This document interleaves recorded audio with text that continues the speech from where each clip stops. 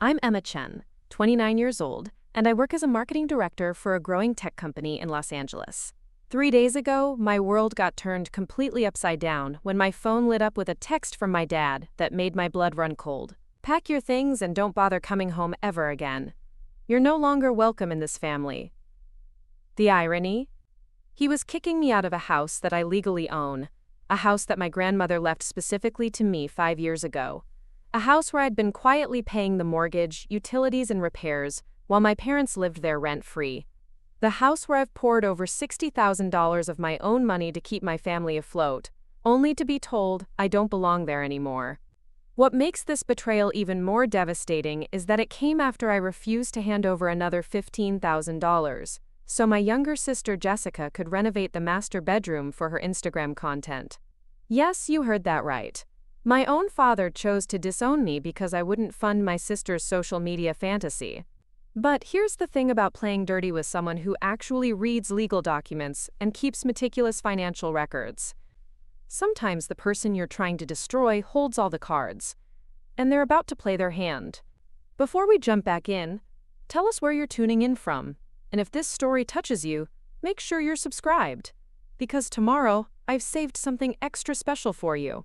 Growing up in Riverside, California, in a modest 3-bedroom ranch house on Maple Street, our family operated under a very specific hierarchy that was established long before I understood what favoritism actually meant.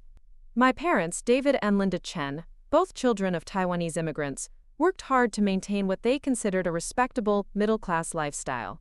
Dad owned Chen's Auto Repair, a small shop on Magnolia Avenue that he'd inherited from his father, while Mom worked part-time as a bookkeeper at Riverside Community Hospital. Their combined income was decent enough to cover the basics, but there was always an underlying tension about money, always a sense that we were one major expense away from real trouble. From the time I could walk, it was clear that Jessica and I occupied completely different roles in our household. I was the responsible one, the one who helped Mom with grocery shopping, who reminded Dad about important appointments, who somehow became the family's unofficial problem solver before I'd even reached high school. Jessica, 3 years younger than me, was the golden child, the one whose laugh could make Dad's face light up after the worst day at the shop, the one who got away with forgotten chores and mediocre grades because she was just so charming and sweet. The difference in how we were treated wasn't subtle. When I brought home straight A's, it was expected, barely acknowledged beyond a quick nod of approval.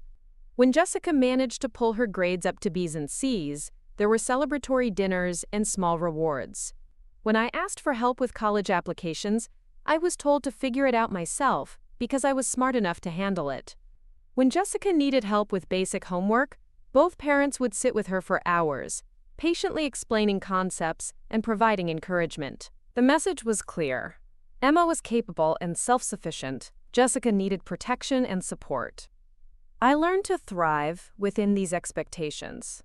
Because, frankly, I didn't know there was any other option. I graduated as valedictorian from Riverside High School, earned a full academic scholarship to UC Irvine, and threw myself into studying marketing and business, with the kind of intensity that probably worried my roommates. College was the first time in my life where my achievements were celebrated on their own merits, where hard work was recognized and rewarded, where I wasn't constantly compared to someone else or expected to minimize my success to make others feel better. After graduation, I landed an entry-level position at a digital marketing firm in Los Angeles, which meant moving to a tiny studio apartment in Koreatown and committing to a daily commute that sometimes stretched to 2 hours each way depending on traffic. The work was demanding, the hours were long, and the learning curve was steep, but I loved every challenging minute of it. Within 2 years, I'd been promoted twice, and within 4 years, I was leading campaigns for major clients and managing a team of junior marketers. My success came with a price that extended far beyond the personal sacrifices of long work weeks and minimal social life. As my salary grew and my career flourished, my family's perception of me shifted in ways that were both subtle and profound. I was no longer just the reliable daughter who could be counted on to handle things independently. I became the successful daughter who could be counted on to handle things financially. It started innocuously enough. Dad's ancient pickup truck finally died during my second year at the marketing firm, and he mentioned during one of our weekly phone calls that he'd need to take out a loan to replace it. Without thinking twice, I offered to help with the down payment. It was $3,000, not insignificant for me at the time, but manageable, and seeing the relief in his voice made it feel like money well spent. When Mom's hours at the hospital got cut due to budget constraints, I quietly started sending a monthly check to help cover the difference. When Jessica needed money for textbooks and rent during her brief stint at community college, I covered those expenses too. Each individual request seemed reasonable, even admirable. I was the family member who'd been blessed with financial stability, and it felt natural to share that blessing with the people I loved. What I didn't recognize at the time was how quickly my generosity became an expectation, how my occasional help transformed into a regular safety net that enabled poor financial decisions and reduced any incentive for others to develop their own solutions. The turning point came 5 years ago when my paternal grandmother, Emma Chen, passed away at the age of 87. Grandma May had been the backbone of our family, the woman who'd immigrated to California with my grandfather in the 1960s, who'd worked double shifts at a garment factory while raising 4 children, who'd saved every penny to buy the house on Maple Street where she'd lived for over 40 years. She was the one person in our family who truly understood the value of hard work and financial discipline, and she was also the only person who ever seemed to see my potential rather than just my usefulness. When the lawyer read Grandma May's will, everyone expected the house to go to my father as the eldest son. In traditional families like ours, property typically passes down through the male line, and Dad had always spoken about the house as if he already owned it, making plans for renovations and talking about eventually passing it down to Jessica's future children. The reading of the will was intended to be a formality, a legal confirmation of what everyone already assumed. Instead, it was a bombshell that shifted our family dynamics in ways none of us were prepared for. Grandma May had left the house to me, not to my father, not to be shared among her grandchildren, but specifically and solely to me. The will was crystal clear and legally airtight, drafted by a reputable attorney and witnessed properly. Along with the house came a letter in Grandma May's careful handwriting, explaining her decision in terms that were both loving and devastatingly perceptive. Emma, the letter read, "You are the only one in this family who understands the true value of money and hard work. Your parents mean well, but they have never learned to live within their means, and Jessica has been taught that charm and tears can solve any problem. I am leaving you this house because I trust you to preserve what your grandfather and I built, and because I believe you will use this gift wisely. Do not let others pressure you into decisions that go against your better judgment. You have a good heart, but you must learn to protect it from those who would take advantage of it." The immediate aftermath of the will reading was awkward and uncomfortable, but not openly hostile. Dad seemed stunned, Mom looked embarrassed, and Jessica appeared confused about why any of this mattered, since she'd never shown any interest in the house anyway. I felt overwhelmed by the responsibility and honestly terrified about what this inheritance might do to our family relationships.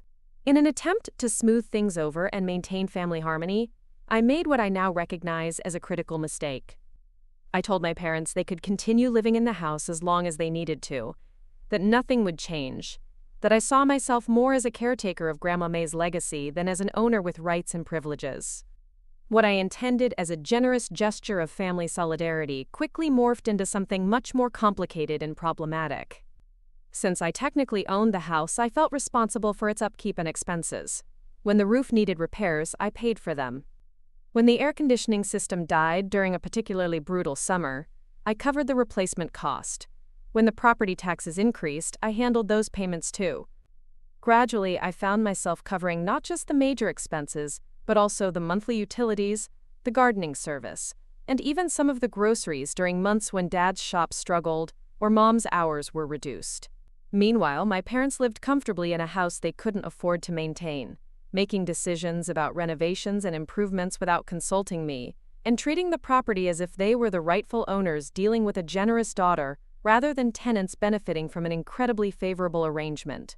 Jessica, who'd moved back home after dropping out of community college, contributed nothing to household expenses while pursuing her dream of becoming an Instagram influencer, a career path that involved a lot of expensive outfits, professional photography sessions, and networking events that always seemed to require financial support from somewhere. For 4 years, this arrangement limped along with varying degrees of success and frustration. Preparing and narrating this story took us a lot of time, so if you are enjoying it, subscribe to our channel. It means a lot to us. Now back to the story. I told myself that I was honoring Grandma May's memory by taking care of the family, that the financial stress was temporary, that eventually everyone would find their footing and the burden wouldn't feel so overwhelming. I rationalized the monthly payments as an investment in family harmony, the emergency repairs as necessary maintenance of my inheritance, and the constant requests for additional money as temporary help during particularly challenging periods. What I didn't anticipate was how dramatically the family dynamics would shift when Jessica started dating Tyler Brooks 2 years ago. Tyler came from money, real money, the kind that comes with country club memberships and family trusts, and summers spent at vacation homes in Napa Valley. His parents owned a chain of successful fitness centers across Southern California, and Tyler himself worked as a personal trainer at an upscale gym in Newport Beach, though his income was supplemented significantly by his family's wealth. When Jessica first brought Tyler home for dinner, I could see my parents' excitement immediately. Here was a young man who drove a BMW, wore expensive clothes casually, and spoke confidently about investment opportunities and business ventures. For Dad, Tyler represented the kind of success and status that had always felt just out of reach. For Mom, Tyler was the answer to her prayers about Jessica's future security. For Jessica, Tyler was validation that she was special enough to attract someone from a completely different social class. The relationship moved quickly, as these intense attractions often do. Within 6 months, Tyler was practically living at the house, contributing nothing to expenses but making himself comfortable, in ways that ranged from mildly annoying to genuinely problematic. He'd bring friends over for impromptu parties without asking permission, he'd use Dad's tools and garage space for his own projects, and he'd make suggestions about home improvements and renovations as if he had some sort of ownership stake in the property. Jessica, meanwhile, was transforming herself to fit into Tyler's world.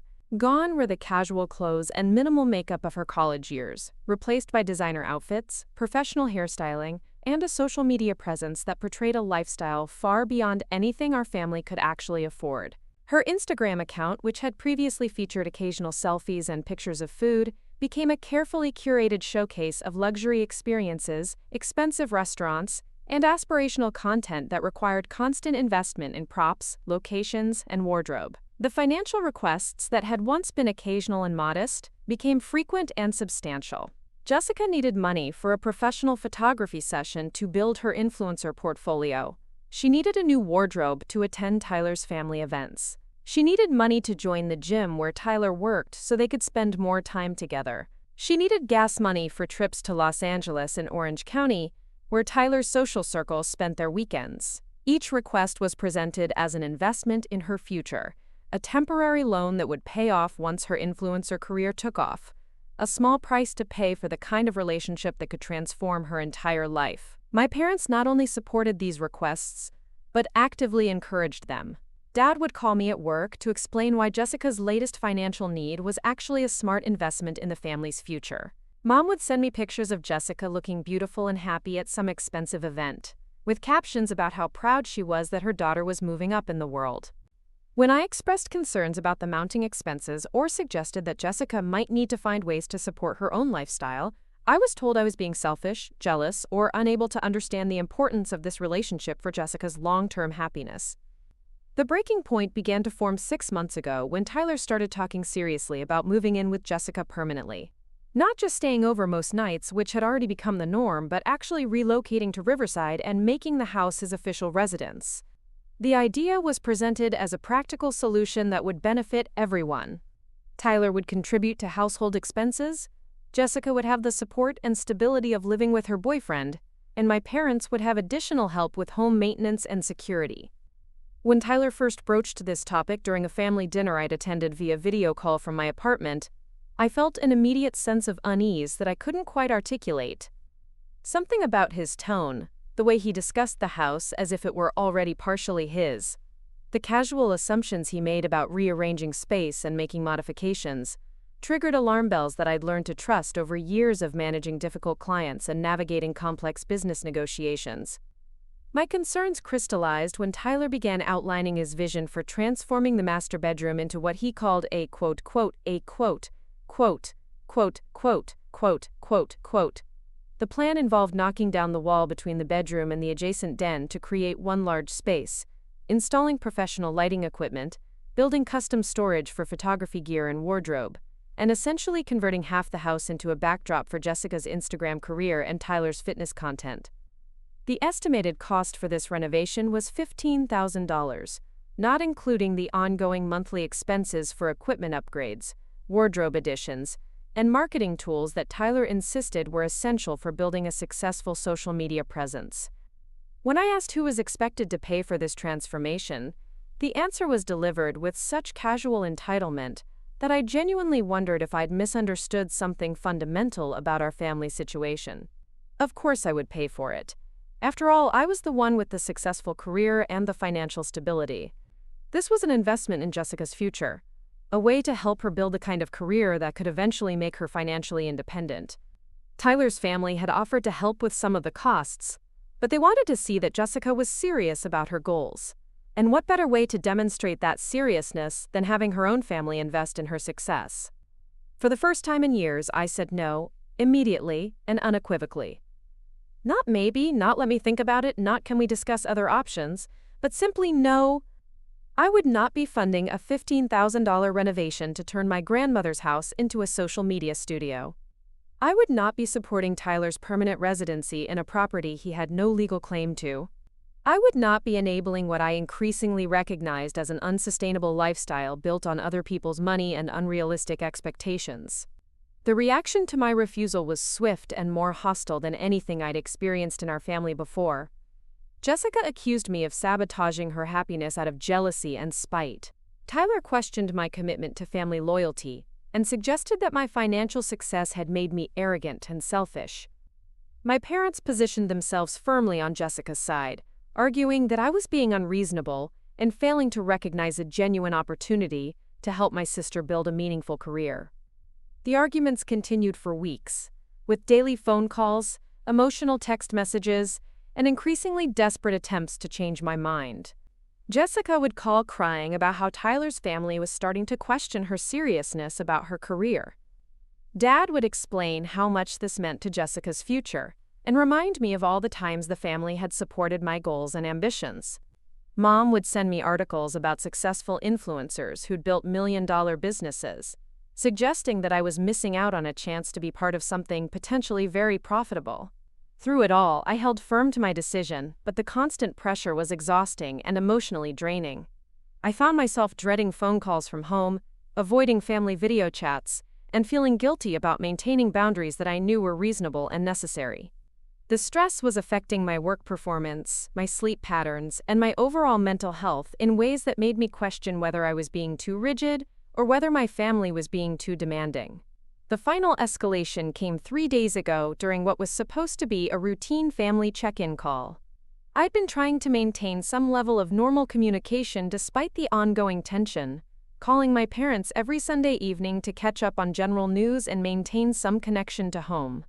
This particular call started normally enough, with updates about Dad's shop, Mom's work schedule, and general neighborhood news. Then Jessica joined the call, and the tone shifted immediately. She'd apparently spent the weekend at Tyler's family home in Newport Beach, and she was full of stories about their beautiful house, their successful business, and their opinions about Jessica's potential.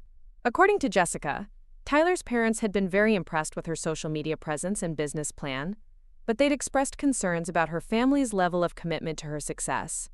"They think Emma doesn't really support me," Jessica said, her voice taking on the wounded tone that had been effective at getting her way since childhood.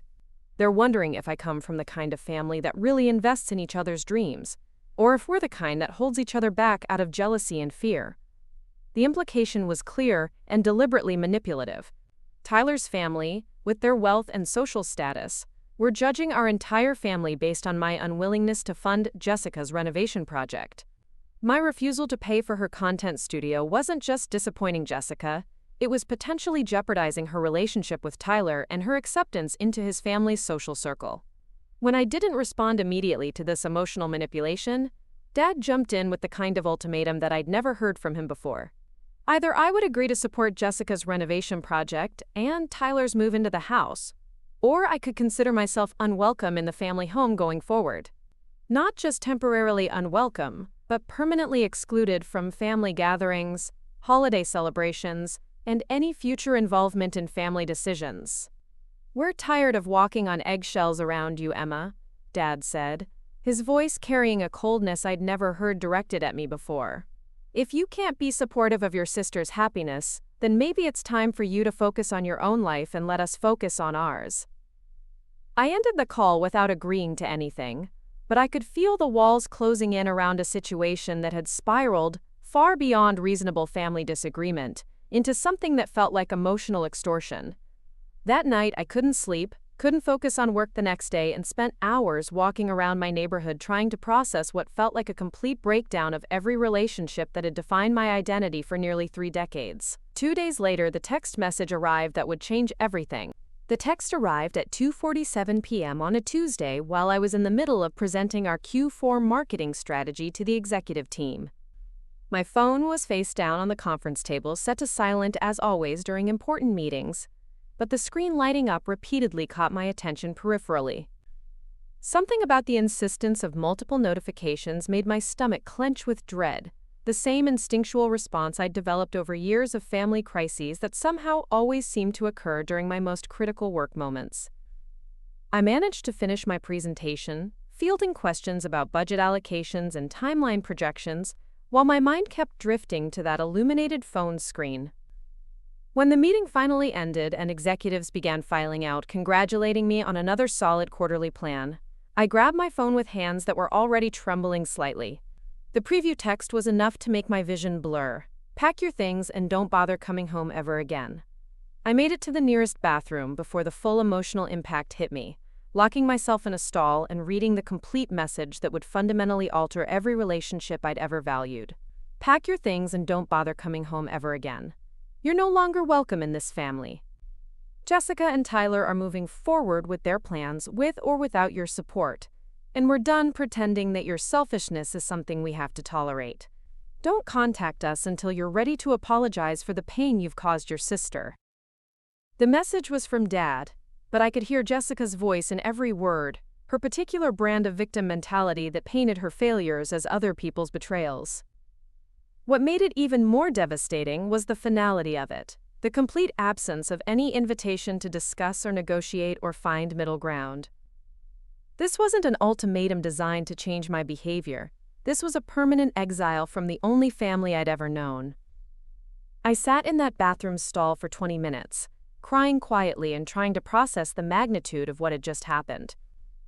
My father, the man who'd taught me to drive in the parking lot behind his auto shop, who'd proudly displayed my high school graduation photo on his office wall for over a decade, who'd called me his reliable girl for as long as I could remember, had just disowned me via text message.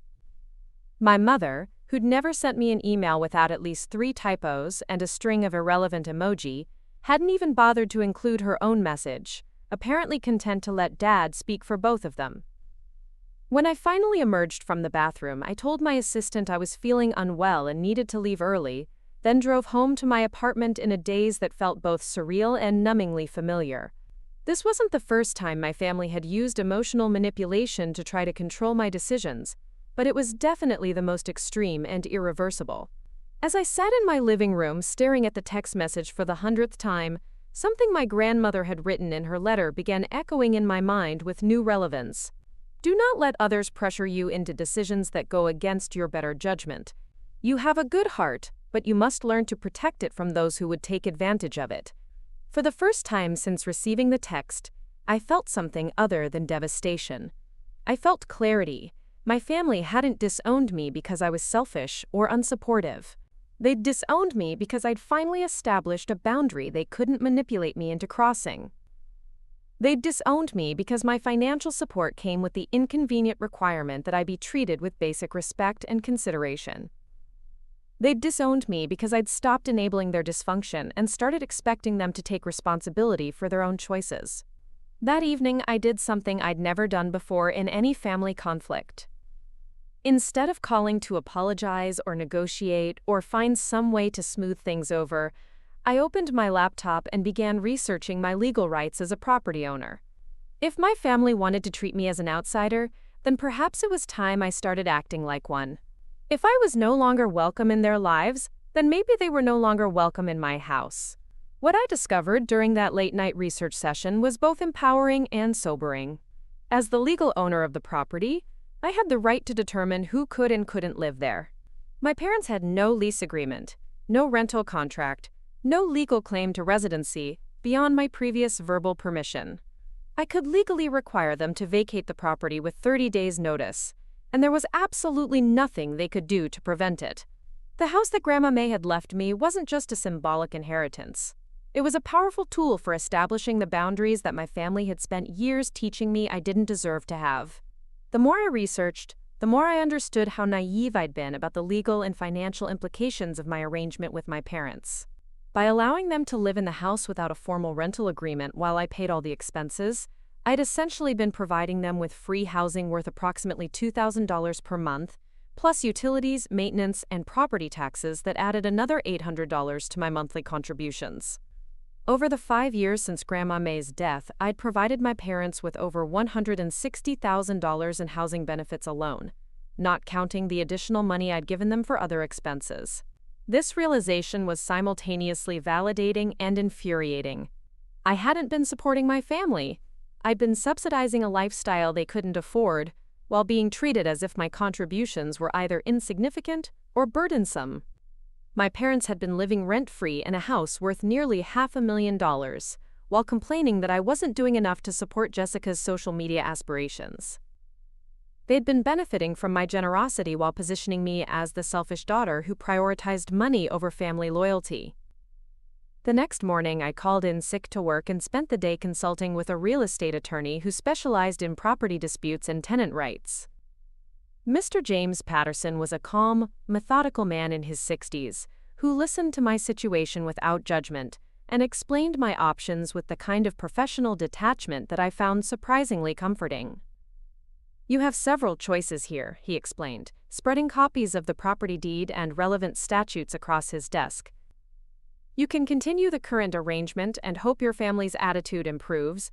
You can formalize the arrangement with a proper rental agreement that protects your interests. Or you can exercise your rights as a property owner and require them to vacate.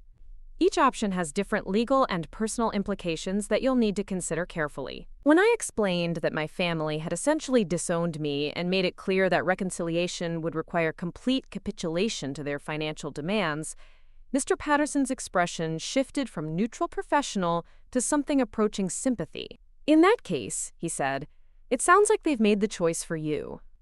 If they're not willing to treat you as family, then perhaps it's time to treat this as a business arrangement rather than a personal one." He helped me draft 2 documents that afternoon. The first was a formal 30-day notice to vacate, written in the precise legal language required by California tenant law. The second was a detailed accounting of all the money I'd contributed to the property and household expenses over the past 5 years, organized by category and substantiated with bank records and receipts. Both documents were professionally presented, legally sound, and absolutely devastating in their implications. That evening, I drove to Riverside for what I suspected might be the last time as a family member rather than a property owner. The house looked exactly the same as always, the front yard meticulously maintained by the gardening service I paid for, the exterior recently painted with money I'd provided for home improvements. As I sat in my car in the driveway, looking at the house where I'd grown up, where I'd studied for countless exams, where I'd received my college acceptance letter, I felt a profound sense of loss mixed with an equally profound sense of liberation. Nobody was expecting me, and I still had my key, so I let myself in through the front door and called out to announce my presence. The sound that came back was Tyler's voice from the master bedroom, shouting something about being in the middle of a video call. Jessica's laughter followed, bright and carefree, the sound of someone who believed she'd won a decisive victory and could now enjoy the spoils without consequences. I found my parents in the kitchen, Dad reading the newspaper at the table while Mom prepared dinner. The scene was so perfectly normal, so completely unchanged from hundreds of similar evenings throughout my childhood, that for a moment I wondered if I'd imagined the text message that had shattered my world just 24 hours earlier. "Emma," Mom said, looking up from the stove with an expression of surprise mixed with something that might have been guilt. "We weren't expecting you." "I know," I replied, setting my purse down on the counter and pulling out the 2 envelopes Mr. Patterson had helped me prepare. "I have some documents I need to give you." Dad looked up from his newspaper with the kind of wariness that suggested he'd been anticipating this conversation. "If you're here to apologize and work things out with Jessica, that's good. She's been very hurt by your attitude, and Tyler's family is starting to ask questions about what kind of people we are." Instead of responding to his comment, I handed him the first envelope. "This is a 30-day notice to vacate the premises. As the legal owner of this property, I'm requiring you to find alternative housing and remove all your belongings within 30 days. The silence that followed was so complete I could hear the clock ticking in the hallway, and Tyler's voice continuing his video call upstairs. Mom had frozen with a wooden spoon halfway to her mouth, Dad was staring at the envelope as if it might explode, and I was standing there feeling simultaneously powerful and heartbroken. "You can't be serious," Mom finally whispered. "This is our home, Emma. This is where we live." "This is my house," I replied with a calmness that surprised me. "It has been legally mine for 5 years, during which time I've allowed you to live here while I paid all the expenses. Yesterday you made it clear that I'm no longer welcome in your family, so I'm making it clear that you're no longer welcome in my house." Dad opened the envelope and scanned the legal notice, his face cycling through disbelief, anger, and something that looked like panic. "This is vindictive and cruel, Emma. We're your parents. You can't just throw us out on the street because you're having a tantrum about Jessica's boyfriend."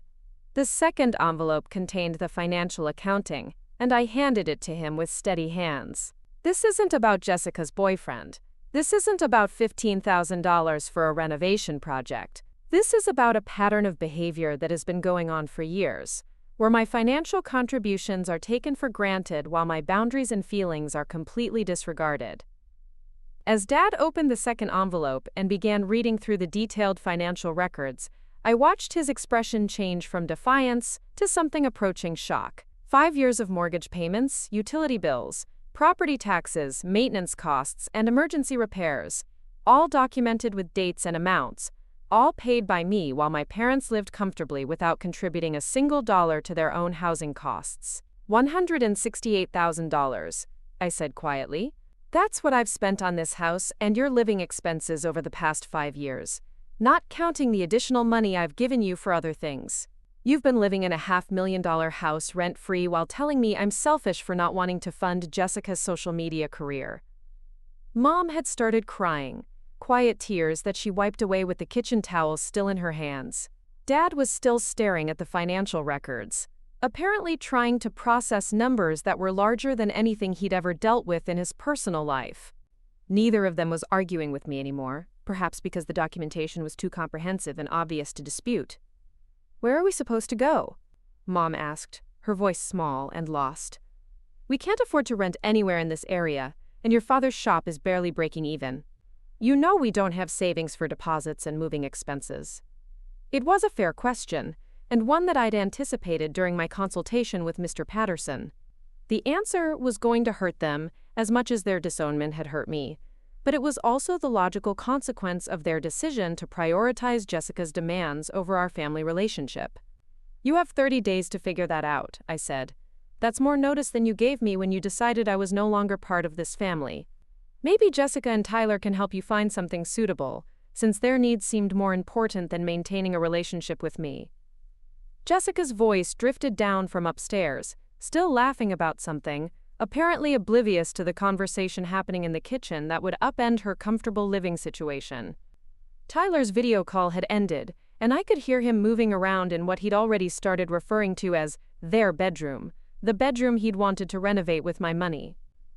"I think we should call Jessica down here," Dad said, apparently hoping that his golden daughter's presence might somehow change the legal reality of the situation. "Maybe we can all sit down and work this out like a family." "We're not a family anymore," I replied, echoing his own text message from the day before. "You made that very clear yesterday. This is now a business matter between a property owner and tenants who no longer have permission to occupy the premises." The sound of footsteps on the stairs announced Jessica's arrival, and I could hear her voice before she even reached the kitchen. I thought I heard Emma's voice. Did she come to apologize? Because Tyler's parents are expecting an answer about the renovation plans, and we can't keep stalling. She appeared in the kitchen doorway looking radiant and confident, wearing what I recognized as a designer outfit that probably cost more than most people's monthly rent, her hair and makeup perfect for the content creation that she apparently considered a full-time career. The contrast between her expensive appearance and my parents' suddenly devastated expressions should have been jarring. But Jessica seemed oblivious to the tension. "Actually," I said, turning to face my sister directly, "I came to deliver some legal documents, and to let you know that you and Tyler have 30 days to find somewhere else to live." Jessica's confidence faltered for just a moment, before being replaced by the kind of indignant anger that had always been her go-to response when faced with consequences she didn't like. "You can't kick us out of our own house, Emma. This is where we live. This is where we're building our future." "This is my house," I replied, with the same calm I'd shown my parents. "I own it, I pay for it, and I've decided I don't want you living in it anymore. You have the same 30 days as Mom and Dad to make other arrangements." The next few minutes were a blur of accusations, tears, and increasingly desperate attempts to negotiate or manipulate me into changing my mind. Jessica cried about how unfair I was being, how I was ruining her relationship with Tyler, how his family would never understand why we couldn't work together as a family. Dad threatened legal action, apparently not understanding that property owners generally have the right to determine who lives in their property. Mom begged me to reconsider, to think about what Grandma May would have wanted, to remember all the good times we'd had as a family. Through it all, I remained calm and focused on the legal reality of the situation, rather than the emotional manipulation that had controlled my decisions for so many years. When Tyler finally came downstairs to see what the commotion was about, I handed him a copy of the eviction notice as well, since he'd been living in the house without any legal right to do so. "This is insane," Tyler said, reading through the document with the kind of disbelief that suggested he'd never encountered real consequences before. "Jessica, you didn't tell me your sister was this unstable. My parents are gonna flip when they hear about this."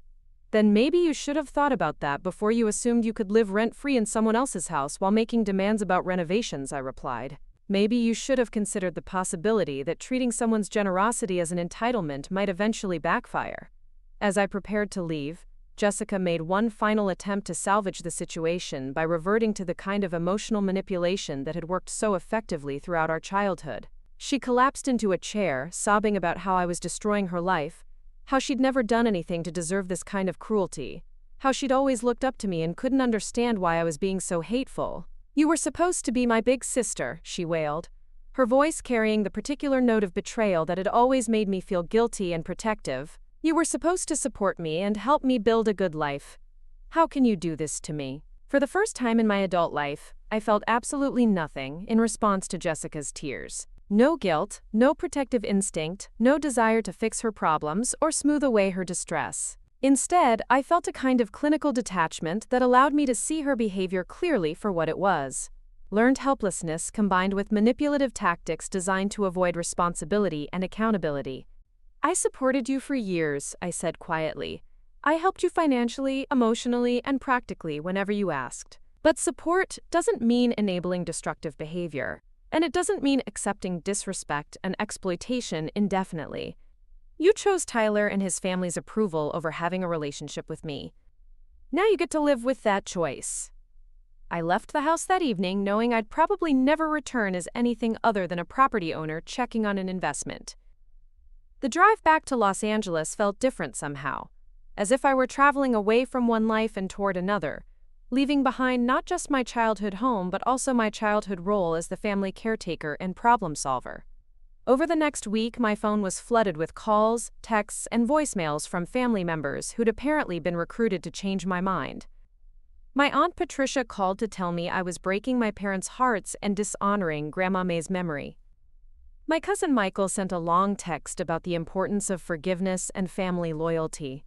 Even some of Jessica's friends reached out through social media to tell me I was being unreasonable and cruel. None of these interventions changed my mind, but they did help me understand how thoroughly my family had controlled the narrative about our conflict. According to their version of events, I was a successful but selfish daughter, who'd turned vindictive when asked to help with a reasonable family expense.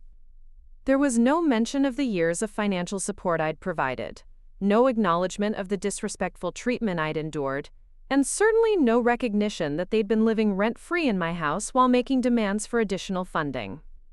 The most revealing conversation came when my Uncle Robert, Dad's younger brother, called to offer his perspective as someone who'd watched our family dynamics for years. Unlike the other relatives who'd contacted me, Uncle Robert seemed genuinely interested in understanding what had happened, rather than simply pressuring me to capitulate. "Your dad called me pretty upset about this eviction notice," Uncle Robert said during our phone conversation. But when I started asking questions about the details, some things didn't add up. He kept talking about how ungrateful you were being, but he got really vague when I asked about what you were supposed to be grateful for. I explained the financial history and the legal ownership of the house, providing Uncle Robert with the same documentation I'd given my parents. His response was immediate and unambiguous.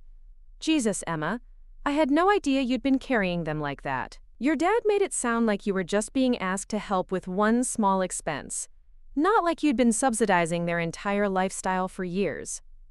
Uncle Robert's validation meant more to me than I'd expected, partly because he was the first family member to acknowledge the reality of the situation rather than trying to minimize or reframe it. But his perspective also revealed how successfully my parents had hidden the extent of their financial dependence on me, even from close family members who might have questioned the arrangement if they'd understood its scope. "What are they going to do?" Uncle Robert asked. "They can't afford market rent in Riverside, and David's shop is barely staying afloat. Linda's part-time income isn't enough to cover basic living expenses, let alone housing costs." It was a fair question, and one that had been weighing on me despite my determination to maintain the boundaries I'd finally established. I wasn't trying to destroy my parents financially or leave them homeless, but I also couldn't continue enabling a dynamic that had become toxic and unsustainable for everyone involved. "They have options," I replied. "They can downsize to something they can afford.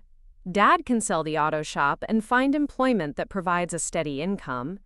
Mom can increase her hours at the hospital or find additional work. They can make the same kinds of difficult financial decisions that most people have to make when their circumstances change." What I didn't say, but what Uncle Robert probably understood, was that my parents had been avoiding these difficult decisions for years, precisely because my financial support had made avoidance possible. By paying their housing costs and covering their emergencies, I'd eliminated any incentive for them to develop realistic financial planning or to make the kinds of sacrifices that might improve their long-term stability. As the 30-day deadline approached, I began receiving increasingly desperate communications from my family. Dad called to say they'd found a small apartment they could afford, but they needed help with the security deposit and moving expenses. Mom sent tearful voicemails about how hard it was to pack up 30 years of memories and leave the only home they'd ever owned. Jessica alternated between angry texts about how I'd ruined her life and pleading messages about how Tyler's family was questioning their relationship because of the family dysfunction I'd created. I responded to none of these communications directly, instead referring all questions to Mr. Patterson, who handled the legal aspects of the transition with professional efficiency. If my family wanted to treat our relationship as a business arrangement, then they would be dealing with my business representative, rather than with me personally. The day before the eviction deadline, I drove to Riverside one final time to conduct a walkthrough of the property and ensure that my family was actually prepared to vacate as required. I found the house in a state of organized chaos, with boxes stacked in every room and furniture covered with sheets, the physical dismantling of a life that had seemed so permanent just a month earlier. Mom answered the door with red-rimmed eyes and the kind of exhausted expression that comes from weeks of stress and disrupted sleep. "Emma," she said quietly, "I wasn't expecting you to come by.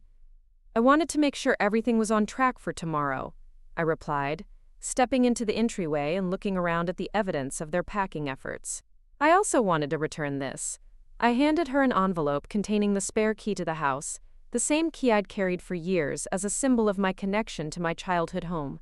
Giving it back felt simultaneously symbolic and practical, a final severing of the informal arrangement that had defined our family relationships for so long.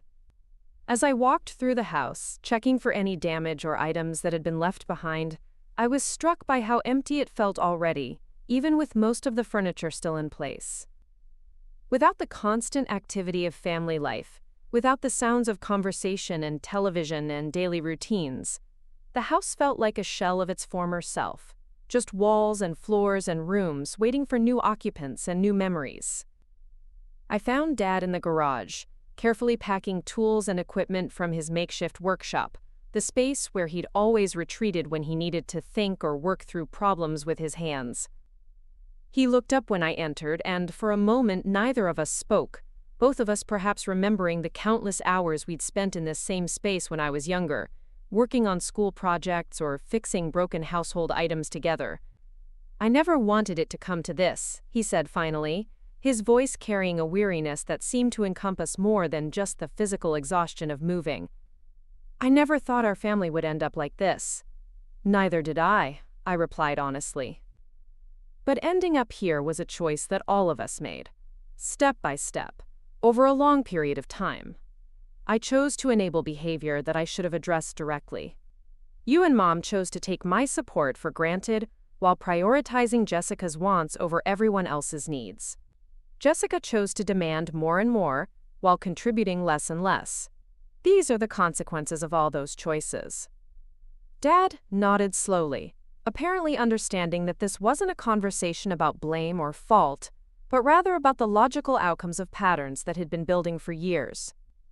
"What happens now?" he asked. "Do we just never speak to each other again? Do you just write us off completely?" It was a question I'd been wrestling with for weeks, and I still didn't have a complete answer.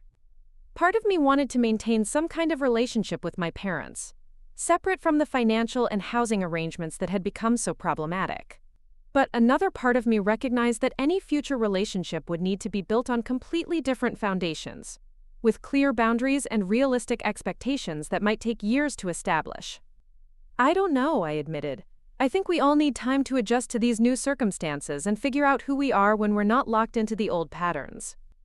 Maybe eventually we can build something healthier, but it's going to require acknowledgement of what went wrong and commitment to doing things differently." That evening, I drove back to Los Angeles with a complex mixture of emotions that I couldn't quite organize into coherent thoughts. Relief that I'd finally established boundaries that protected my own interests. Sadness about the loss of family relationships that had defined my identity for nearly 3 decades. Anxiety about whether I'd made the right decision, or whether I'd acted out of anger and hurt rather than wisdom and clarity.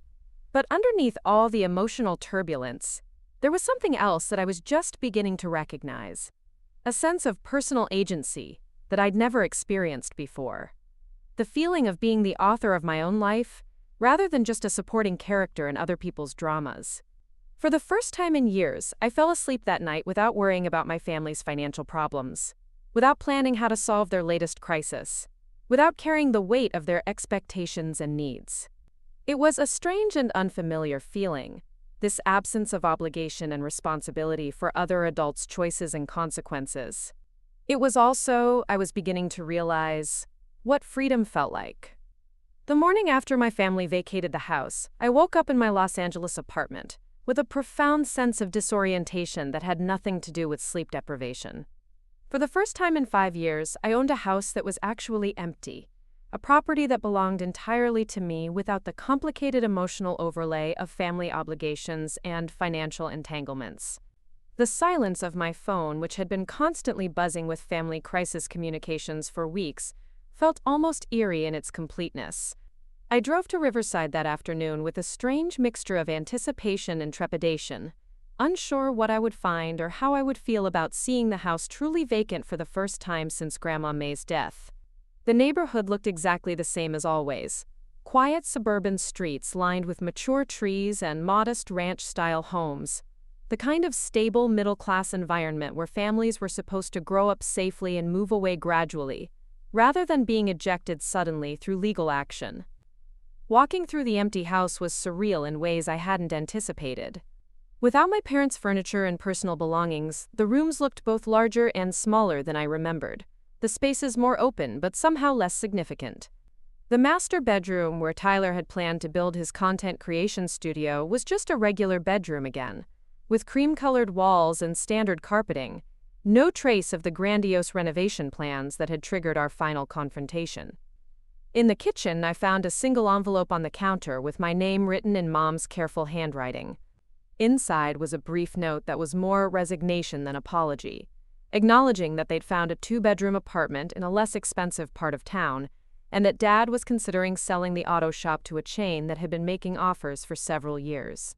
There was no mention of Jessica or Tyler, no indication of where they'd ended up, and no suggestion that any of them were reconsidering their perspective on what had transpired. The note concluded with a sentence that felt like both closure and abandonment. "We hope someday you'll understand that families are supposed to support each other through difficult times, not abandon each other when things get complicated." Even in their final communication, they were positioning themselves as the victims of my unreasonable expectations, rather than acknowledging the years of one-sided financial support that had made their comfortable lifestyle possible. Standing alone in that empty kitchen, holding a note that demonstrated how little my parents understood about healthy boundaries or reciprocal relationships, I felt the last vestiges of guilt and uncertainty dissolve into something approaching clarity. They still didn't get it. They still believed that my financial resources created an obligation to fund their choices without question, that my success imposed duties on me that didn't apply to anyone else in the family. Over the following weeks, I began the process of deciding what to do with a house that was now truly mine to control. The property was worth approximately $450,000 in the current market, enough to significantly boost my investment portfolio or provide a substantial down payment on something larger and more suited to my actual lifestyle. Alternatively, I could rent it out to tenants who would treat it as a business arrangement rather than a family favor, generating steady income while preserving the property as a long-term investment. The third option, which I found myself considering more seriously as days passed, was to keep the house for my own use, either as a weekend retreat or as a potential future primary residence. There was something appealing about the idea of reclaiming the space where I'd grown up, of creating new memories that weren't overshadowed by family dysfunction and financial exploitation. The house itself wasn't responsible for the toxic dynamics that had developed around it. It was just a building that had happened to become the focal point of much deeper problems. While I was weighing these options, life in Los Angeles continued with a normalcy that felt almost shocking after months of family drama. My work performance, which had suffered during the worst of the conflict, rebounded quickly once I was no longer spending mental energy on crisis management and emotional manipulation. My colleagues began commenting on how much more focused and energetic I seemed, though I didn't share the details of what had changed in my personal life. The most significant shift was in my financial stress levels, which dropped dramatically once I was no longer responsible for supporting 3 other adults, plus covering the expenses of a house I didn't live in.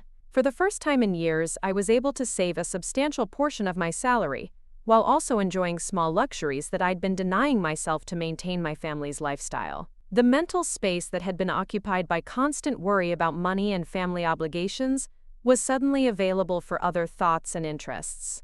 3 weeks after the house became truly mine, I received an unexpected phone call from Jessica. I almost didn't answer, having grown accustomed to the peace of not dealing with family drama, but curiosity won out over self-protection. Her voice when I picked up was subdued in a way I'd never heard before, missing the entitled confidence that had characterized our recent interactions.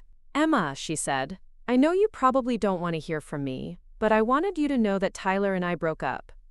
The news wasn't entirely surprising, given that their relationship had been built largely on unsustainable financial expectations and social pretensions.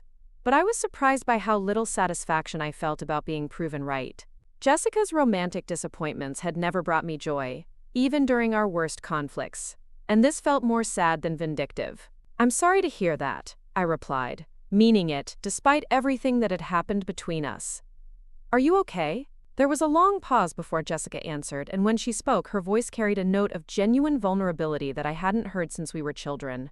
"No, not really. His parents never got over the family drama, and Tyler started questioning whether I was really serious about building a career or just playing around with expensive hobbies. When I couldn't give him a clear business plan with realistic timelines and financial projections, he said maybe we weren't as compatible as he'd thought."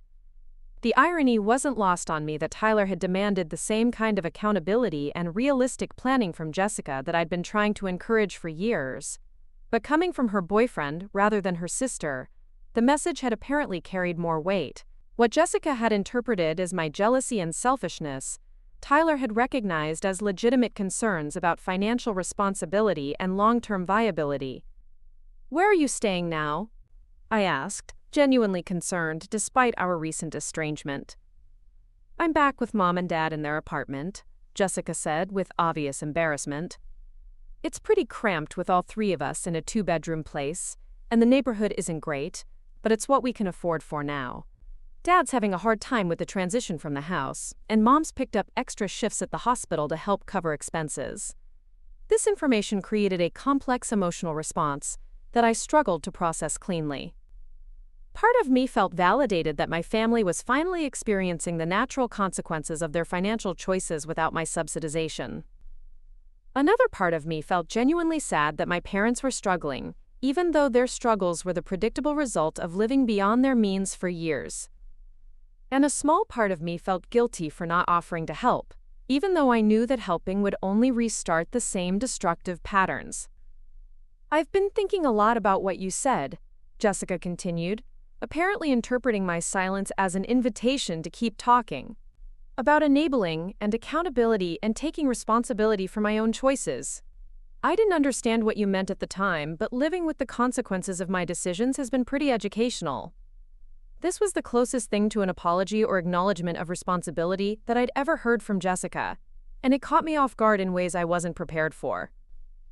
Throughout our childhood and young adulthood, Jessica had never been required to examine her own behavior or consider how her choices affected other people.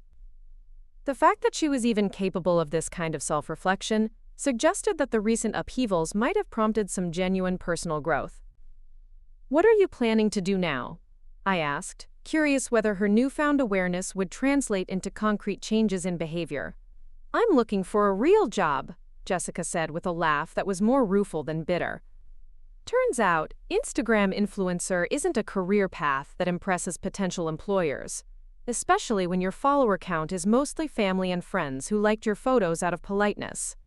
I'm applying for administrative positions and retail management jobs, things that actually pay regular salaries and provide benefits." The conversation continued for another 20 minutes, covering topics that ranged from practical job hunting strategies to more philosophical questions about family relationships and personal responsibility. Jessica asked about my work, about whether I was happy in Los Angeles, about what I was planning to do with the house. Her questions seemed genuinely interested rather than manipulative, suggesting that she might be capable of developing the kind of reciprocal relationship that had been missing throughout our adult lives.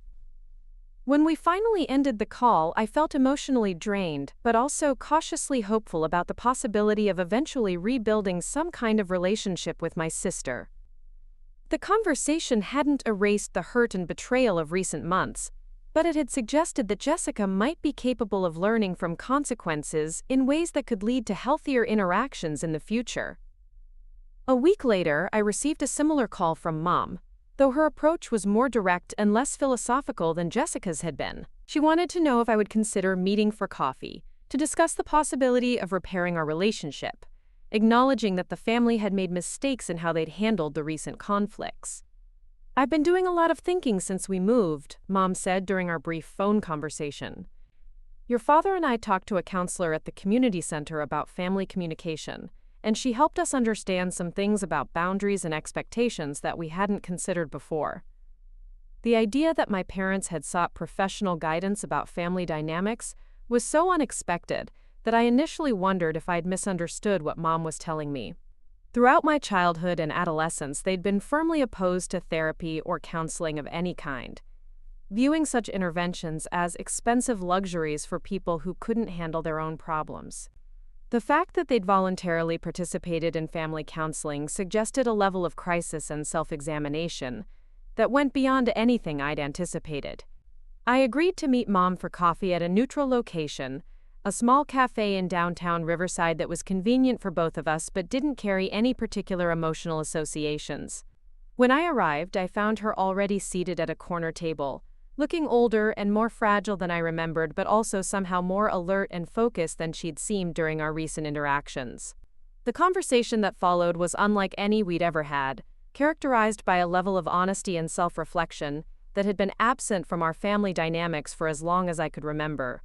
Mom acknowledged that she and Dad had taken my financial support for granted, that they'd failed to appreciate the sacrifices I'd made to help maintain their lifestyle, and that they'd prioritized Jessica's immediate wants over my long-term well-being. We kept telling ourselves that you were so successful and capable that you didn't need the same kind of emotional support that Jessica required, Mom explained, her hands wrapped around her coffee mug as if she needed the warmth for comfort. We convinced ourselves that because you were financially stable, you didn't need us to worry about your feelings or consider your needs. The counselor helped us understand that we were basically taking advantage of your generosity while telling ourselves we were just accepting help that you could easily afford to give. This acknowledgement was both validating and painful, confirming what I'd suspected about my family's perception of me while also highlighting how fundamentally they'd misunderstood my emotional needs and motivations. I hadn't provided financial support because it was easy or cost-free for me. I'd done it because I loved them and wanted them to be secure and happy. The fact that my contributions had been substantial enough to impact my own financial planning and lifestyle choices had apparently never occurred to them. What's different now? I asked, genuinely curious about whether this new awareness would translate into changed behavior, or whether it was just another form of manipulation designed to restore the previous arrangement. Mom's response was more thoughtful and specific than I'd expected, suggesting that her claimed self-reflection might be genuine rather than strategic. She explained that living within their actual means had been difficult but educational, forcing both her and Dad to confront financial realities they'd been avoiding for years. Dad was seriously considering selling the auto shop because maintaining an independent business was becoming financially unsustainable, and Mom had increased her work hours to full-time while also exploring additional income opportunities. "We're not asking you to go back to the way things were," Mom said carefully. "We understand that we created an unfair situation that put too much pressure on you, while allowing us to avoid dealing with our own problems. What we're hoping is that maybe we can find a way to have some kind of relationship going forward, one that doesn't involve money or financial expectations." The possibility of a relationship with my parents that wasn't built around my financial contributions was intriguing but also somewhat abstract. For so many years, my primary value to the family had been my ability to solve problems and provide resources. The idea of interacting with them as equals, without the underlying dynamic of caretaker and dependence, was appealing but also unfamiliar territory that would require careful navigation. Over the following months, I began cautiously rebuilding limited contact with my parents, maintaining strict boundaries around financial discussions, while exploring whether we could develop other forms of connection. We met for coffee occasionally, exchanged brief phone calls about non-controversial topics, and shared updates about work and daily life that didn't involve requests for assistance or crisis management. These interactions were stilted and careful at first, all of us apparently uncertain about how to relate to each other without the familiar patterns of need and rescue that had defined our relationships for so long. But gradually, a different kind of communication began emerging, one that was based more on mutual interest and affection than on practical necessity and obligation.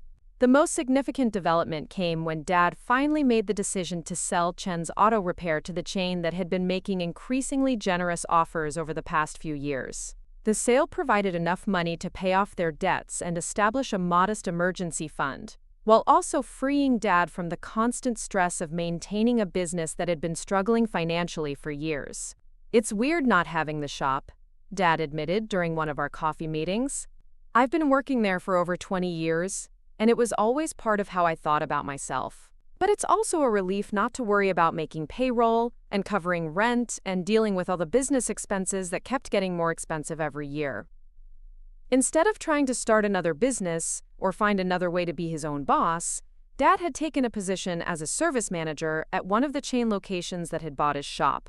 The work was similar to what he'd been doing before, but without the financial risks and administrative burdens of ownership. His salary was steady if modest, and combined with Mom's full-time income, they were able to live within their means without external financial support. Jessica, meanwhile, had found employment as an assistant manager at a retail store, work that she initially found boring and beneath her aspirations but that provided regular income and health benefits. The job required her to develop practical skills like inventory management, staff scheduling, and customer service that she'd never needed during her influencer phase, but that were translating into valuable professional experience. "I'm actually pretty good at organizing things and managing people," Jessica told me during one of our occasional phone conversations. "It's not glamorous, but there's something satisfying about solving practical problems and seeing concrete results from your work." The transformation in Jessica's attitude toward work and responsibility was perhaps the most surprising development of the entire family crisis. Without the safety net of parental financial support or the fantasy of social media fame, she'd been forced to develop genuine job skills and work ethic that were serving her well in traditional employment. The experience of having to support herself entirely through her own efforts seemed to have given her a new appreciation for the value of money and the reality of adult responsibilities. During this period of cautious family reconciliation, I was also making decisions about my own future that felt more intentional and self-directed than any choices I'd made in years.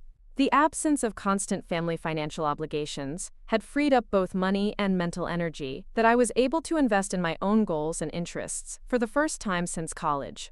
I'd always been interested in real estate investment, but had never felt financially stable enough to explore it seriously while supporting my family's lifestyle. Now, with the house in Riverside as a foundation and my savings rate dramatically improved, I began researching rental properties and market trends in the Los Angeles area. The prospect of building wealth through property investment felt both exciting and appropriately grown up, a way of securing my own financial future rather than just managing everyone else's immediate needs. I also started traveling more extensively, taking weekend trips to San Francisco and Seattle for both pleasure and business networking, exploring parts of California I'd never seen despite living in the state my entire life. Without the obligation to spend my free time managing family crises or attending family gatherings that revolved around Jessica's latest drama, I had time to pursue friendships and interests that had been neglected during my years as the family caretaker. The most significant personal development was beginning a relationship with Alex Kim, a fellow marketing director I'd met through industry networking events. Alex was intelligent, ambitious, and refreshingly direct in his communication style, qualities that I found both attractive and reassuring after years of dealing with family members who specialized in emotional manipulation and indirect requests for money. What made the relationship particularly meaningful was Alex's complete independence from my family dynamics and financial situation. He knew about my professional success and was impressed by my career achievements, but he had no awareness of my family's previous dependence on my support, or the recent crisis that had led to their eviction. Our relationship was based entirely on mutual attraction and compatibility, without any undercurrent of financial need or obligation. "You seem different from when I first met you," Alex observed during one of our early dates. "More relaxed, maybe? Like you're not carrying as much stress as you were a few months ago."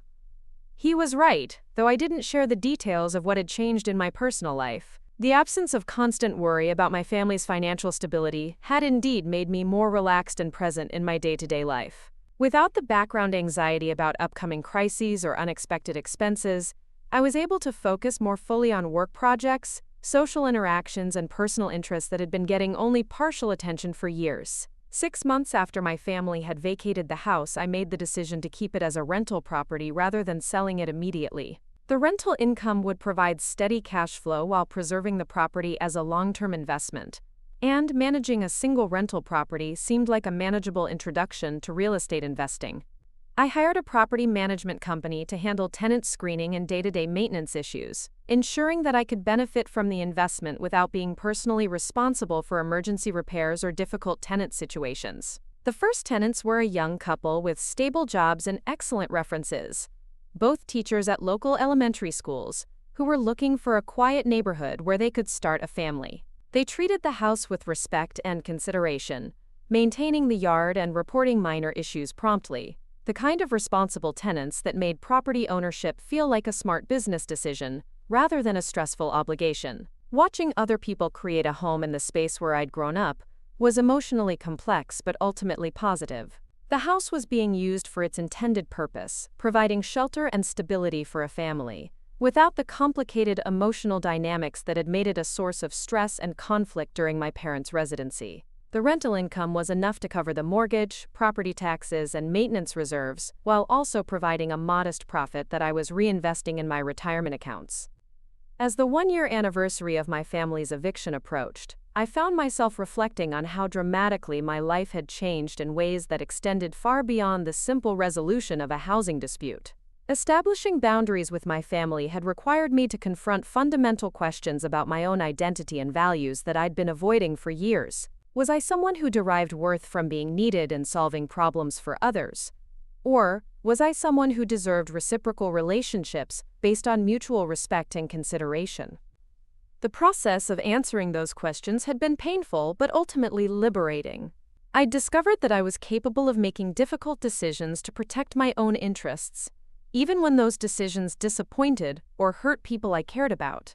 I'd learned that saying no to unreasonable requests didn't make me selfish or uncaring. It made me self-aware and responsible for my own well-being. Most importantly, I'd realized that love and support within families should be reciprocal rather than one-sided, based on mutual consideration rather than financial capacity.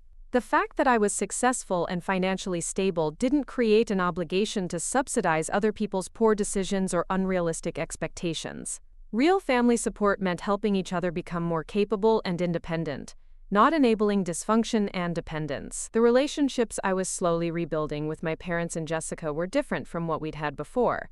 More honest, but also more limited. We spoke regularly but not constantly, shared updates about our lives without crisis-driven urgency, and offered emotional support without financial entanglement. It was a more adult way of relating that acknowledged everyone's autonomy and responsibility for their own choices. There were still moments of tension when old patterns threatened to resurface, usually around holidays or family events when the traditional dynamics of giving and receiving became more prominent. But the legal clarity of my property ownership and the established precedent of my willingness to enforce boundaries had created a new baseline for our interactions that protected against the most egregious forms of manipulation and exploitation.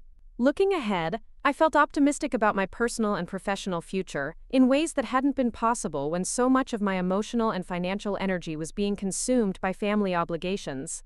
I was building wealth consistently, pursuing career advancement opportunities without distraction, and developing relationships based on mutual interest rather than practical necessity.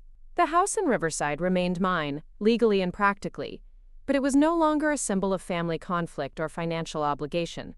It was simply an investment property that generated income while appreciating in value, one component of a financial portfolio that was growing steadily as I focused on my own long-term security rather than managing everyone else's immediate crises.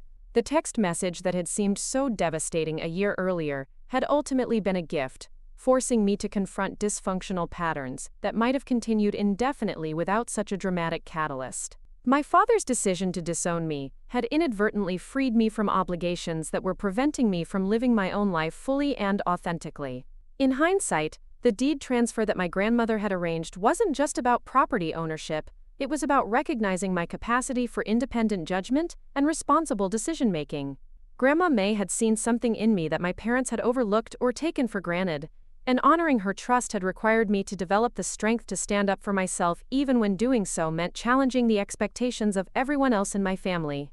The woman who had received that devastating text message was someone who defined herself primarily through her usefulness to others. The woman who had enforced the eviction notice was someone who understood her own worth, independent of her capacity to solve other people's problems. The transformation between those two versions of myself had been difficult, and sometimes lonely. But it had also been absolutely necessary for any hope of building authentic relationships and a genuinely fulfilling life. 2 years have passed since that life-changing text message, and I'm writing this from the deck of a beautiful craftsman-style home in Pasadena that I purchased 6 months ago. The view overlooks the San Gabriel Mountains, and on clear mornings like this one, I can see all the way to downtown Los Angeles, where I still work but now as a senior marketing director, with equity stakes in 3 different tech startups. The professional growth that became possible once I stopped diverting my mental energy into family crisis management has exceeded even my most optimistic expectations.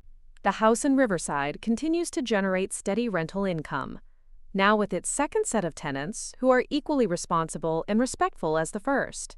What started as a painful lesson in boundary setting has evolved into a cornerstone of an investment portfolio that now includes 4 rental properties across Southern California.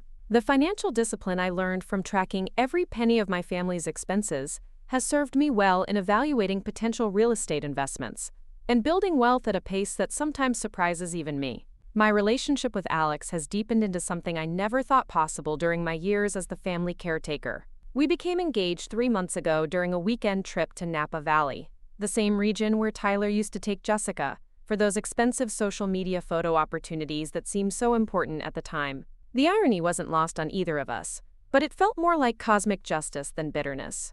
Alex proposed not because he needed financial security or social status, but because he wanted to build a life with someone he genuinely admired and respected. Planning our wedding has been a revelation in what healthy family dynamics can look like. Alex's parents, both retired educators, have been warm and welcoming without being intrusive or demanding. They've offered to contribute to wedding expenses because they want to celebrate our happiness, not because they're trying to control the event or gain social status through our choices. The contrast with my previous family experiences is so stark that I sometimes feel like I'm living in a completely different universe. The most unexpected development has been the gradual but genuine transformation in my relationships with my immediate family. What began as cautious reconciliation has evolved into something approaching authentic connection, built on mutual respect rather than financial dependence. The process hasn't been linear or easy, requiring all of us to learn new ways of communicating and relating that prioritize honesty over harmony. Jessica has perhaps changed the most dramatically of anyone in our family. The retail management position that she initially took out of necessity has led to a career in operations management that suits her organizational skills and people-focused personality better than anyone anticipated. She's been promoted twice in the past 18 months and is currently overseeing inventory systems for a regional chain of specialty stores. More importantly, she's developed a work ethic and financial independence that have given her confidence that isn't dependent on other people's validation or support. Her relationship with money has undergone a complete transformation that extends far beyond simply earning her own living.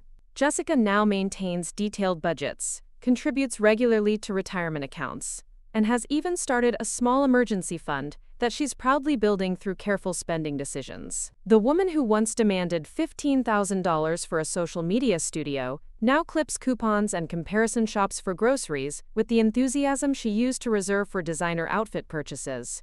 I never understood before how good it feels to buy something with money you actually earned yourself, Jessica told me during our most recent phone conversation. Everything I bought with your money or Tyler's family's money felt temporary somehow, like it wasn't really mine. But when I saved up to buy my own car, even though it's just a reliable used Honda, I felt more proud of that purchase than anything I'd ever owned before.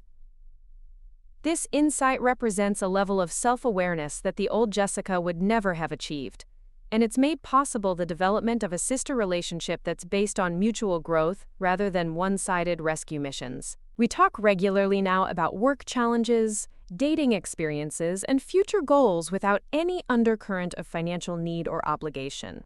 When Jessica does ask for advice, it's about professional development or personal decision-making rather than requests for money to solve immediate problems.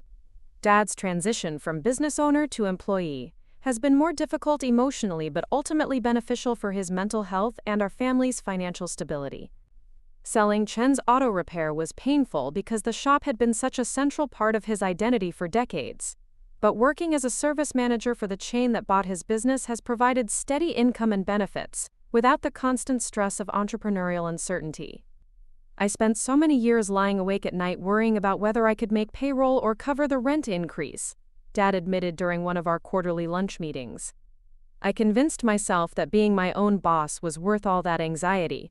But honestly, it's been a relief to let someone else worry about the business side while I focus on the work I actually enjoy doing. The financial security of regular employment has also allowed Dad to pursue interests that had been neglected during his years of struggling to keep the auto shop profitable. He's started taking woodworking classes at the community college and has built several pieces of furniture for his and Mom's apartment. The creative satisfaction of these projects has given him a sense of accomplishment that's independent of financial outcomes or business success. Mom has thrived in her transition to full-time work in ways that have surprised everyone. including herself. What began as economic necessity has evolved into genuine career satisfaction as she's taken on additional responsibilities in the hospital's financial department. Her attention to detail and organizational skills, which had always been underutilized in part-time positions, have made her valuable enough to earn 2 promotions and a salary increase that's contributed significantly to their improved financial stability. "I always thought of my job as just something I did to help with household expenses," Mom explained during a recent conversation. "But having real responsibilities and seeing how my work contributes to the hospital's operations has made me feel more capable and important than I have in years. I wish I'd pursued full-time work earlier instead of assuming that Dad's business income was the only thing that mattered for our family's security." The combination of Dad's steady salary and Mom's increased income has allowed them to live comfortably within their means, while also beginning to save for retirement, something that had been impossible during their years of business ownership and part-time employment. They've moved to a larger apartment in a better neighborhood, not because I'm subsidizing their housing costs, but because they can afford it through their own efforts. Perhaps most significantly, both of my parents have developed a new appreciation for financial planning and budgeting that extends beyond just covering immediate expenses. They're working with a financial advisor to maximize their retirement savings, and have even started investing small amounts in index funds, building wealth slowly but steadily for the first time in their adult lives. The family counseling that Mom mentioned during our first reconciliation conversation has continued sporadically, usually around holidays or other times when old tensions threaten to resurface. The counselor, Dr. Maria Santos, has helped all of us understand how birth order and cultural expectations had created rigid roles that were limiting everyone's potential for growth and authentic self-expression. Emma was assigned the role of family problem solver so early that she never had the opportunity to develop other aspects of her identity within the family system, Dr. Santos explained during one of the few sessions I attended. Meanwhile, Jessica was assigned the role of needing protection and support, which prevented her from developing independence and self-reliance. Both roles were restrictive and ultimately harmful to everyone involved. Understanding these dynamics intellectually has been helpful, but changing them in practice has required ongoing effort and vigilance from all of us. There are still moments when I feel the old impulse to solve everyone's problems, or when my parents unconsciously revert to treating me as their financial safety net. The difference now is that we're all aware of these patterns and committed to interrupting them before they can reestablish themselves. The most recent test of our newly established boundaries came during the holidays, when Dad's car needed major repairs that would cost more than they had in their emergency fund. In the past, this situation would have automatically become my problem to solve, either through direct payment or by providing a loan that would never be repaid.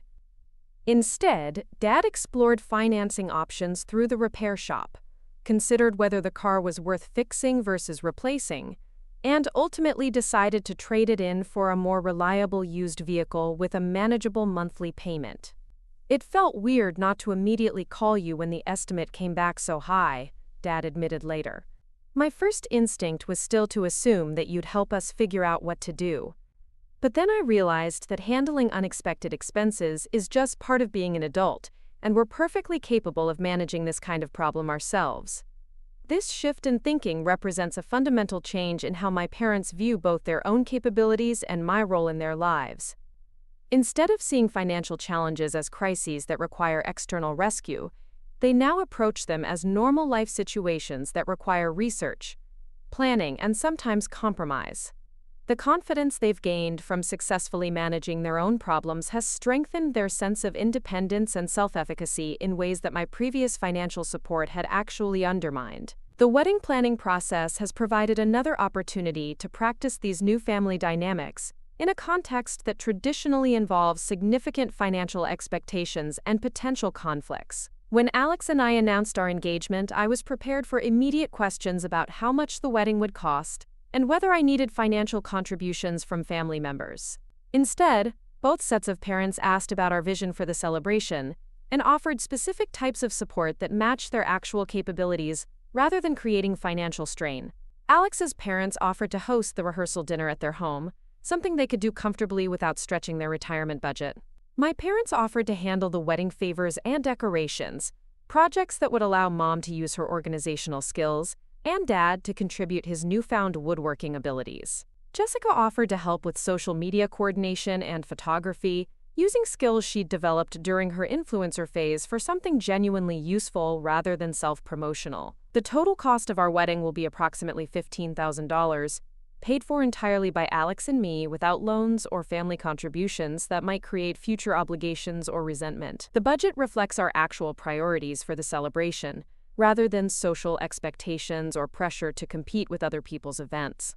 We're spending money on photography and catering because those elements matter to us, while keeping decorations simple and handling flowers through a local farmer's market rather than an expensive florist.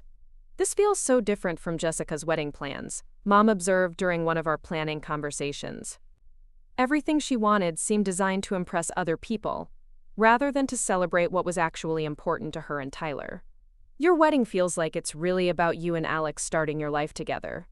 This observation reflects a deeper understanding of the difference between authentic celebration and performative displays that had been missing during Jessica's relationship with Tyler. The wedding we're planning will be meaningful to us and enjoyable for our guests without creating financial stress or family conflict. It represents the kind of balanced approach to money and relationships that I've been trying to model and encourage for years. As I've watched my family members develop greater financial independence and emotional maturity, I've also been reflecting on the lessons I've learned about wealth, success, and family loyalty. The experience of being financially exploited by people I loved taught me that generosity without boundaries isn't actually generous. It's enabling behavior that prevents everyone involved from developing healthier patterns and more authentic relationships.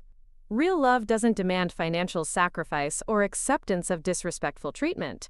Real family support means helping each other become more capable and independent, rather than creating dependencies that serve some members at the expense of others. The most valuable gift I could give my family wasn't continued financial support, but the opportunity to develop their own skills and confidence through experiencing natural consequences and taking responsibility for their own choices. My investment portfolio now includes not just real estate but also stocks, bonds, and equity stakes in several promising startups. The wealth I'm building is substantial enough to provide genuine security for my future family, while also creating opportunities for charitable giving and community investment that reflect my values and interests. None of this would have been possible if I'd continued subsidizing my family's lifestyle while neglecting my own financial goals and professional development. The house that Grandma May left me has appreciated significantly in value over the past 2 years, now worth approximately $550,000 according to recent comparable sales in the neighborhood. The rental income continues to exceed my expenses for the property, and I've used the profits to fund down payments on additional investment properties that are building wealth through both cash flow and appreciation. More importantly, the house has become a symbol of the importance of making decisions based on long-term wisdom rather than short-term emotional pressure. Grandma May's decision to leave the property to me rather than to my father wasn't about favoritism or traditional inheritance patterns. It was about recognizing which family member had the judgment and discipline to preserve and build upon what she and my grandfather had created through decades of hard work and sacrifice. The letter she left explaining her decision has become even more meaningful as I've experienced the challenges of maintaining boundaries while preserving family relationships. Her advice about protecting my heart from those who would take advantage of it wasn't about becoming hardened or selfish. It was about developing the strength to love people without enabling their dysfunction or accepting mistreatment as the price of family harmony. Looking toward the future, I feel excited about possibilities that extend far beyond just avoiding the financial manipulation and emotional drama that characterized my family relationships for so many years. Alex and I are planning to start our own family within the next few years, and I'm committed to creating family dynamics that prioritize mutual respect, individual accountability, and authentic emotional connection over traditional roles or financial hierarchies.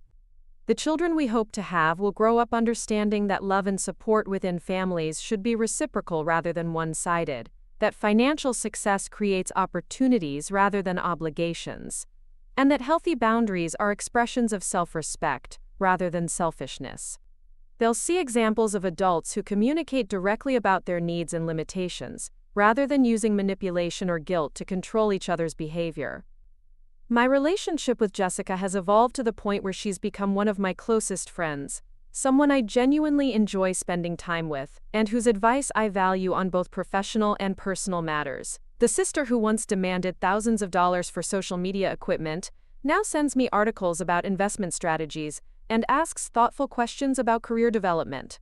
Our conversations are enriched by mutual respect and shared experiences, rather than constrained by old patterns of dependency and resentment. "I'm actually grateful that you forced us all to grow up," Jessica told me recently. "At the time, it felt like you were being cruel and destroying our family.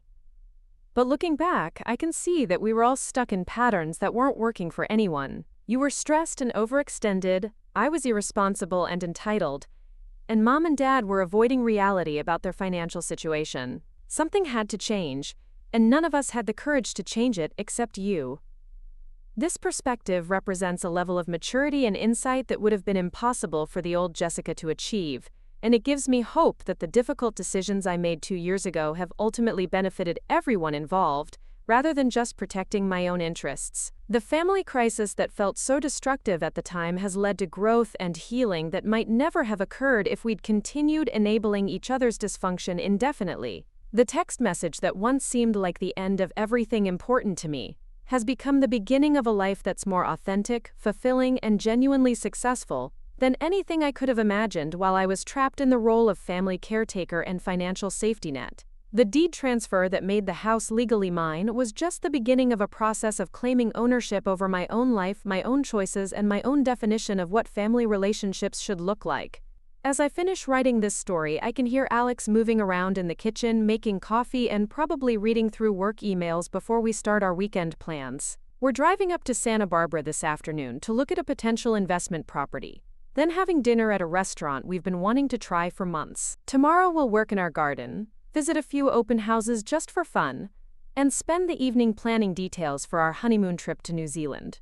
It's a simple, pleasant life that reflects our actual interests and values, rather than anyone else's expectations or demands. The freedom to make plans based on what we want to do rather than what crisis needs to be managed or what obligation needs to be fulfilled is still sometimes surprising to me after years of organizing my life around other people's immediate needs. The phone on my desk occasionally rings with calls from family members, but now these conversations are about sharing good news, asking for advice about decisions they're perfectly capable of making themselves, or simply staying connected because we enjoy each other's company. The absence of underlying financial tension or unspoken expectations has allowed relationships to develop that are based on genuine affection and mutual interest rather than practical necessity. When people ask me about the decision to evict my own parents and sister, I usually explain that sometimes the most loving thing you can do for someone is to stop enabling their poor choices and allow them to experience the natural consequences of their actions. The short-term pain of enforcing boundaries led to long-term growth and healing that benefited everyone involved,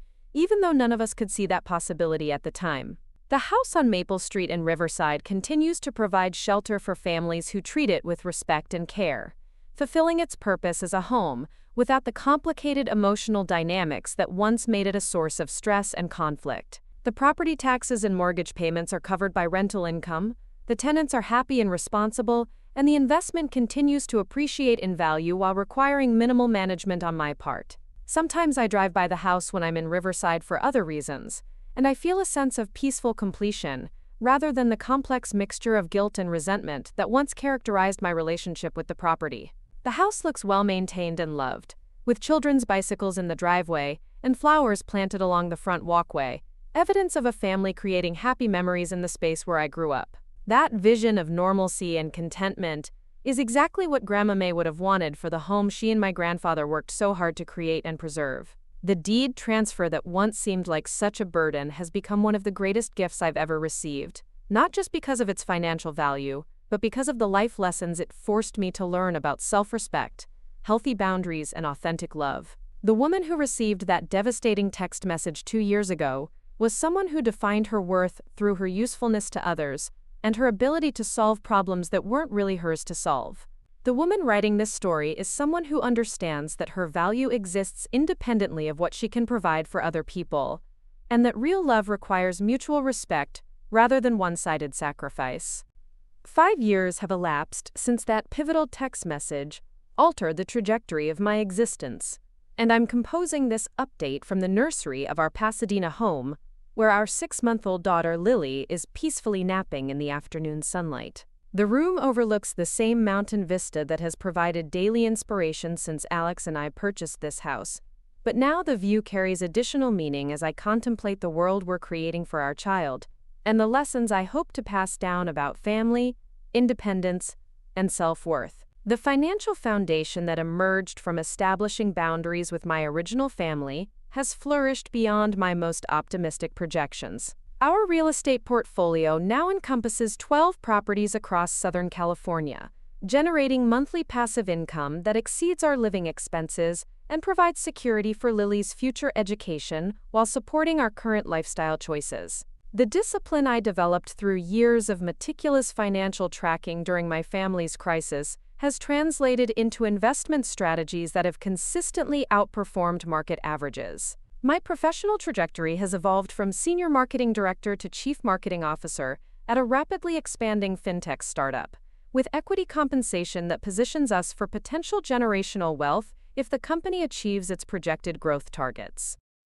The mental clarity that became available once I stopped managing everyone else's emergencies has enabled career advancement that seemed impossible during my years as the family's financial safety net and emotional caretaker. Alex and I celebrated our 3rd wedding anniversary last month with a trip to Japan, the same destination I'd visited alone during my early days of financial independence. Experiencing Kyoto's temples and Tokyo's innovation districts with someone who genuinely appreciates both adventure and quiet reflection felt like completing a circle that began when I first started prioritizing my own dreams and interests over family obligations and crisis management. The transformation in my relationship with Jessica has perhaps been the most remarkable outcome of our family's restructuring. She recently received a promotion to regional operations manager for a specialty retail chain, overseeing inventory systems and staff development across 15 locations throughout California and Nevada. Her salary now approaches 6 figures, and she's building retirement savings at a pace that demonstrates how thoroughly she's internalized lessons about financial responsibility and long-term planning. Jessica has also found love with Marcus, a fellow retail manager she met through professional networking events, rather than social media or family connections. Their relationship is built on shared work experiences, compatible life goals, and mutual respect for each other's independence and ambitions. When Jessica talks about Marcus, she focuses on his character, work ethic, and the way he makes her laugh, rather than his family's social status or financial resources. "I finally understand what you meant about authentic relationships," Jessica told me during our most recent conversation. "With Tyler, I was always performing, trying to be impressive enough to deserve his attention. With Marcus, I can just be myself, including the parts of myself that aren't glamorous or social media worthy. It's so much more relaxing and genuine than anything I experienced before." This insight reflects personal growth that extends far beyond romantic relationships to encompass Jessica's entire approach to friendship, family interactions, and professional networking. She no longer seeks validation through external approval or material displays, instead finding satisfaction in personal accomplishments and meaningful connections with people who appreciate her authentic personality rather than her curated image. Dad's transition from business owner to employee has stabilized into genuine contentment rather than reluctant acceptance. His woodworking hobby has evolved into a small side business where he creates custom furniture pieces for friends and neighbors, earning modest additional income while pursuing creative projects that bring him joy independent of financial pressure. The workshop he's established in their apartment complex's shared spaces has become a gathering place for other residents interested in craftsmanship and practical skills. "I spent so many years thinking that being my own boss was the only way to feel successful," Dad reflected during our last family dinner. "But there's something to be said for doing work you're good at without having to worry about marketing, accounting, and all the business aspects that I never really enjoyed. Now I can focus on the parts of automotive work that I've always loved while still having that creative outlet through woodworking." Mom has discovered leadership abilities that were never fully utilized during her years of part-time employment and family caretaking. She's now supervising a team of 12 people in the hospital's financial department and has been instrumental in implementing new systems that have improved efficiency and reduced errors throughout their billing processes. Her confidence in professional settings has grown dramatically, and she speaks with authority about healthcare administration in ways that would have been unimaginable during her years of economic dependence. The most significant development in our family dynamics has been the birth of Lily, and the opportunity to establish healthy patterns from the beginning rather than trying to change entrenched dysfunction. Both sets of grandparents are actively involved in her life, but their contributions are based on genuine desire to help, rather than obligation or guilt. When they offer childcare assistance, it's because they enjoy spending time with their granddaughter, not because we need them to solve problems we can't handle ourselves. Alex's parents, Margaret and David, have become wonderful role models for what supportive family relationships can look like without financial entanglement or emotional manipulation. They offer practical help, like preparing meals when we're particularly busy, share advice when we ask for it, and respect our decisions about parenting approaches, even when they might handle situations differently themselves. My own parents have embraced grandparenthood with enthusiasm that's refreshing, precisely because it's not complicated by underlying tensions about money or obligations. When they visit, they focus entirely on enjoying time with Lily rather than discussing their own needs or problems that require our attention. Dad has already started a small collection of wooden toys that he's crafting specifically for her, while Mom has been researching child development and sharing interesting articles about early learning approaches. Being a grandmother feels completely different from being a mother, Mom observed recently. With you and Jessica, I was always worried about providing everything you needed and making sure you had opportunities for success. With Lily, I can just enjoy watching her discover the world and supporting whatever kind of person she turns out to be. This perspective reflects a maturity and emotional security that wasn't possible during Mom's years of financial stress and constant crisis management. The stability that comes from living within their means and handling their own problems has freed up emotional energy for more positive family interactions and authentic relationship building. The house in Riverside continues to perform well as an investment property, now with its fourth set of tenants who are equally responsible and respectful as their predecessors. The property has appreciated to approximately $700,000 in current market conditions, representing substantial wealth accumulation that has funded additional real estate investments and contributed to our overall financial security. More importantly, the house has become a symbol of how difficult decisions made from positions of strength and clarity can lead to outcomes that benefit everyone involved, even when the immediate consequences seem harsh or unfair. The painful process of enforcing boundaries and allowing natural consequences to unfold ultimately created space for genuine growth and authentic relationships that wouldn't have been possible under the previous dysfunctional arrangements. When people ask about my experience of evicting family members from property I owned, I usually emphasize that love sometimes requires difficult choices that prioritize long-term well-being over short-term comfort. Enabling destructive patterns might feel kinder in the moment, but it prevents people from developing the skills and resilience they need to create genuinely fulfilling lives. The legal documents that seemed so harsh at the time were actually tools for creating clarity and accountability that allowed authentic relationships to develop. Without the confusion and resentment that comes from unclear expectations and one-sided sacrifice, all of us have been able to discover more honest versions of ourselves and more balanced ways of caring for each other. Lily will grow up witnessing family relationships that are based on mutual respect, clear communication, and healthy boundaries rather than financial dependence, emotional manipulation, or inherited dysfunction. She'll see adults who handle their own problems while offering appropriate support to others, who communicate directly about their needs and limitations, and who maintain individual identities within family connections. The nursery where I'm writing this story is decorated with photographs from our travels, artwork from local artists we admire, and books that reflect our values about curiosity, compassion, and personal growth. There are no family heirlooms that carry complicated emotional baggage, no obligations to preserve traditions that don't serve current needs, and no pressure to maintain relationships that require sacrificing authenticity or self-respect.